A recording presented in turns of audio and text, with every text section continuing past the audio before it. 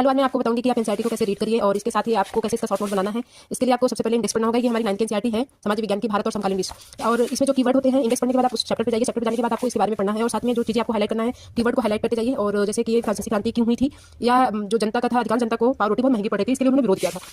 आपको उसके बारे में पता होना चाहिए कि वहाँ पे जो भी क्रांतियां हो रही हैं या जो भी घटनाएं घटित हो रही हैं, तो उसके बारे में आपको शब्दावली, उसका डिटेल, उसका एक्सप्लेनेशन सब पता होना चाहिए। और आपको देखना कि अगर हम एनसीईआरटी पढ़ रहे हैं तो क्या उस एनसीईआरटी के कौन-कौन से सदस्य जो हमारे प्रीवियस ईयर में पूछे गए हैं। इसलिए आपको प्रीवियस ईयर हमेशा अपने पास रखना पड़ेगा। और ये चार्ट होते हैं एनसीईआरटी का, ये इसको हम फ्रंट नोट्स बोलते हैं, ये चार्ट है, ये फुट नोट्स है, ये बैक नोट्स है। इसको बैक नोट और फुट नोट्स भी कहते हैं, जिसमें नए शब्द होते हैं। ये बहुत इंपॉर्टेंट होता है एनसीईआरटी का। ये जो छोटे-छोटे हाईलाइट करके इंडेक्स बना के दिए हुए हैं चार्ट के तहत, इसको पढ़ना बहुत जरूरी है। आप इसमें देख सकते हैं कि एनसीईआरटी के लिए आपको कीवर्ड लिखना भी जरूरी है। अगर आप बिगिनर हैं तो आप first time just like reading story form में पढ़िए। और आप अगर स्टूडेंट हैं, जो कई बार एस्पिरेंट हैं, आप एनसीईआरटी पढ़ चुके हैं, तो आप कोशिश करिए इसका क्वेश्चन लगाने की और इसके शब्दावली लिखिए और वन पेज में एनसीईआरटी को कंप्लीट करने की कोशिश कीजिए। जैसा आप देख सकते हैं यहाँ पे शब्दावली क्वेश्चन भी दिए गए हैं, शॉर्ट नोट्स आप बना सकते हैं। शॉर्ट नोट के साथ आप 100 शब्द का 250 शब्द के क्वेश्चन भी अटेम्प्ट कर सकते हैं, जैसे आप मेंस की प्रैक्टिस कर सकती है।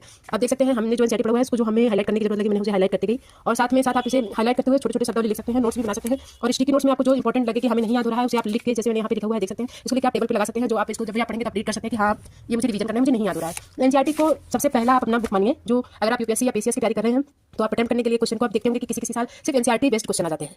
तो आपको ऐसे पढ़ते रहना है और शॉर्ट नोट्स बनाते रहना है, जिसके साथ आप देख सकते हैं मैंने इसके पढ़ चुकी हूँ। आप देखिए यहाँ पे जो छोटे-छोटे बॉक्स बने हुए हैं, यहाँ पे भी शब्दावली उसके बारे में डिटेल। कभी यूपीएससी या पीसीएस क्या करता है कि यहाँ से सीधे शब्द उठा के क्वेश्चन फॉर्म में दे देता है। तो आप सुने होंगे निग्रो एक अफ्रीका में सहारा रेगिस्तान के दक्षिण रहने वाले स्थानीय लोग हैं, जिसे यहाँ पे जनजाति होती है, लेकिन इसे अपमानजनक शब्द में। तो ऐसे कई शब्दावली आप सुन चुके होंगे, पर हमारी एनसीईआरटी से निकले हुए शब्द होते हैं जो कि हमें नहीं पता होती है।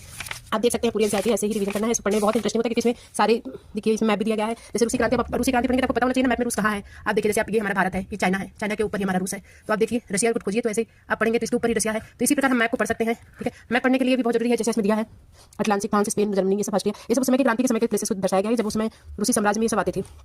तो इसके साथ आपको जब भी आप हिस्ट्री या ज्योग्राफी की एनसीईआरटी पढ़िए तो आपको मस्ट है कि आपको एटलस और ग्लोब होना चाहिए आपके पास है। थैंक यू, बने रहिए हमारे साथ। हम आपको ऐसे बताते रहेंगे कि आप कैसे पढ़ो और क्या नोट्स बनाओ, कैसे नोट्स बनाओ। थैंक